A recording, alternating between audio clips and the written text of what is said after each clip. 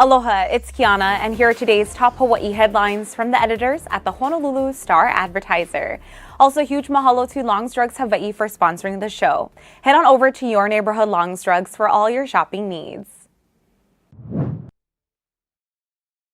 Hawaii's COVID-19 numbers held steady this week with over 8,000 cases recorded. The Hawaii Department of Health today reported 8 new coronavirus-related deaths and 8,033 new COVID-19 infections over the previous week. Hawaii's COVID-19 death toll stands at 1,465, while health officials have recorded 290,652 cases since the start of the pandemic.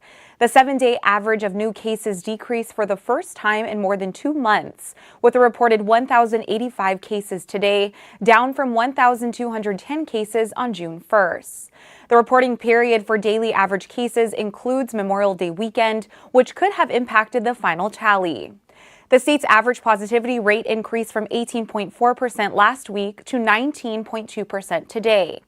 By island, there were 5,794 new infections reported on Oahu, 841 on Hawaii Island, 849 on Maui, 435 on Kauai, 23 on Molokai, 1 on Lanai, and 90 infections were reported outside the state. DOH Director Dr. Libby Char has said the average daily case counts are likely 5 to 6 times higher than reported because home test kits are not officially tallied. A motorist was critically injured in an early morning crash on the H1 freeway in Waipahu today. The single vehicle crash occurred at about 1:35 this morning on the westbound lanes of the freeway before the Kunia off-ramp. Police said the motorist veered off the road and struck a guardrail to the right side of the freeway. He then crossed 3 lanes, hit the center guardrail, and was thrown into the side of the freeway after losing control of the vehicle. Emergency medical services personnel took the man to a hospital in critical condition. Police said speed was a factor in the collision and the driver did not appear to be wearing a seatbelt at the time of the crash. It is unknown if drugs or alcohol contributed to the incident. Oahu's real estate market is showing signs of cooling.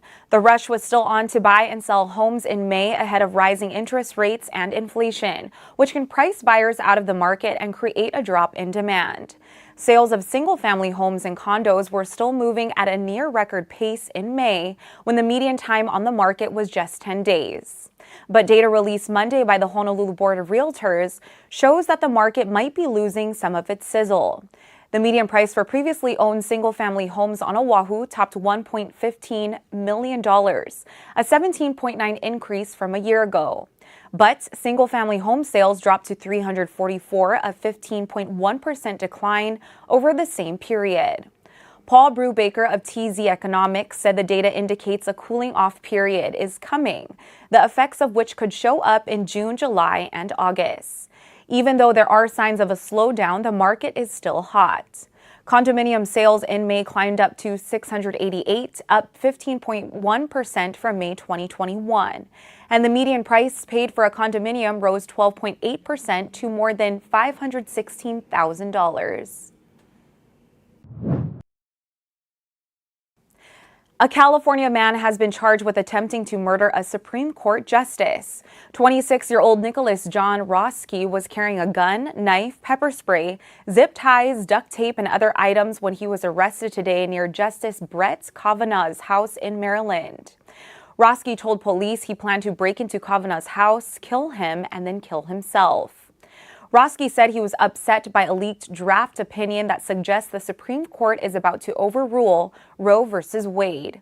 He also cited anger over the school massacre in Uvalde, Texas, and believed Kavanaugh would vote to loosen gun control laws. Roski was apprehended after he called 911 in Montgomery County, Maryland, and said he was having suicidal thoughts and planned to kill Kavanaugh. He was still on the phone when Montgomery County police arrived on the scene. President Joe Biden has signed a bill that will name a Department of Veterans Affairs clinic in West Oahu after the late Hawaii Senator Daniel Akaka. The bill was signed on Tuesday along with 8 others supporting veterans' care initiatives. Biden called Akaka a great friend and one of the finest people he ever served with. The Advanced Leeward Outpatient Healthcare Access Clinic, or Aloha Clinic, was a project of Akaka's during his time as a U.S. Senator. It will be the first new major VA project of its size in Hawaii since a Spark Matsunaga VA Ambulatory Care Clinic opened at Tripler Army Medical Center in 2000.